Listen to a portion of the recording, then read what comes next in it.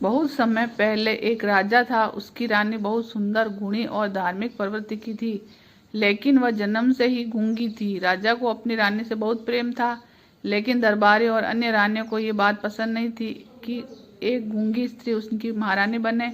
इसीलिए वह राजा से मन में संदेह पैदा करने लगे। राजा को भी धीरे धीरे ये लगने लगा कि एक गूंगी स्त्री राजमहल की महारानी बनने की योग्य नहीं है।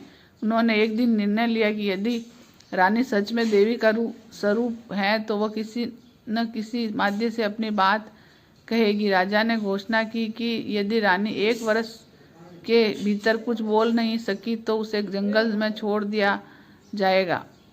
रानी बहुत दुखी थी, लेकिन वह अपनी भक्ति और विश्वास से अडिग रही। उसने भगवान से प्रार्थना करनी शुरू की और संपूर्ण के साथ भक्ति में लीन हो गई। उसने उपवास रखे, भजन गाए, मन ही मन और पूरी निष्ठा से भगवान का स्मरण किया। एक दिन एक महान संत महल में आए। उन्होंने रानी के दुख को समझा और राजा से कहा कि हे रानी का कोई साधारण स्त्री नहीं है, बल्कि एक महान देवी स्वरूप है। उन्हें रानी को आशीर्वाद दिया और कहा, जब समय आएगा तो स्वयं ईश्वर तुम्हारी वाणी को शक्ति देंगे। कुछ दिनों बाद जब राजा के अंतिम निर्णय लेने के लिए सभा बुलाई, तभी रानी ने सभी के सामने जय श्री राम कहा और उनकी वाणी में वापस आ गई। पूरे महल में चमत्कार की चर्चा होने लगी और राजा को भी अपनी गलती का एहसास हुआ।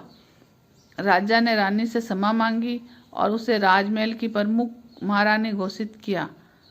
इसके बाद रानी ने अपने जीवन को धार्मिक साधना और प्रजा की सेवा में समर्पित किया। कहा जाता है कि उनकी भक्ति के कारण ही राज्य में सुख समृद्धि बनी रही। तो कथा अच्छी लगे तो लाइक और सब्सक्राइब कर दो।